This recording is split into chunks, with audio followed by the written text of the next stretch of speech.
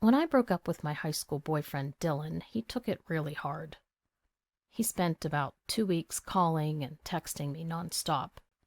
He showed up at my house, at cheerleading practice, at the diner I went to with my friends. It got really creepy and weird, and I remember having to threaten him with the police more than once. After those first 2 weeks, he calmed down a bit. He was still talking about me, but I figured he was going through his healing process and would let it alone. We were graduating anyway. One place Dylan never came looking for me was my job. I babysat for a family down the street, and I guess he knew better than to scare the kids by ringing the bell and crying at the door. After we had been split up for a month, I was babysitting overnight for the family while the parents were out of town for a wedding. I rarely did overnights, but every once in a while it wasn't bad.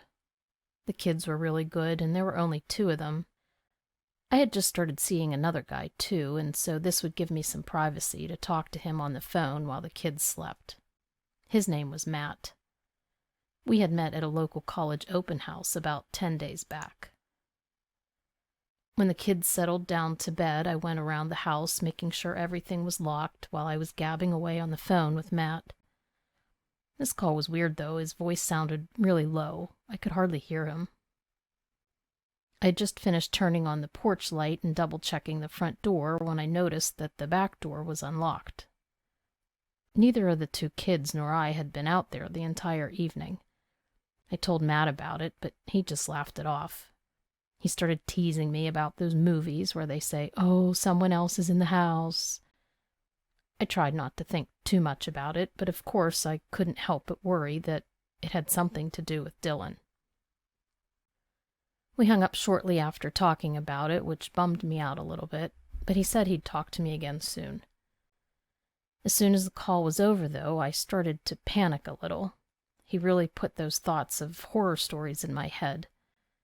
And as I began to settle in, I heard a knocking sound coming from somewhere in the house. I ran to the kitchen and grabbed a knife, and I wondered if Dylan really broke in. I decided to ease my mind, and I would just call him to see if he answered.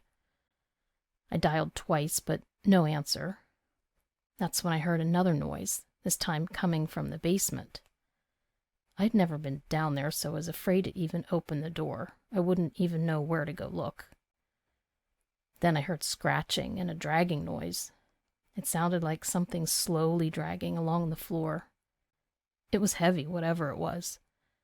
I couldn't stop my mind from thinking 1,000 terrible thoughts all at once. I called Dylan a 3rd time, and he finally picked up. In the background, I could hear a party going on.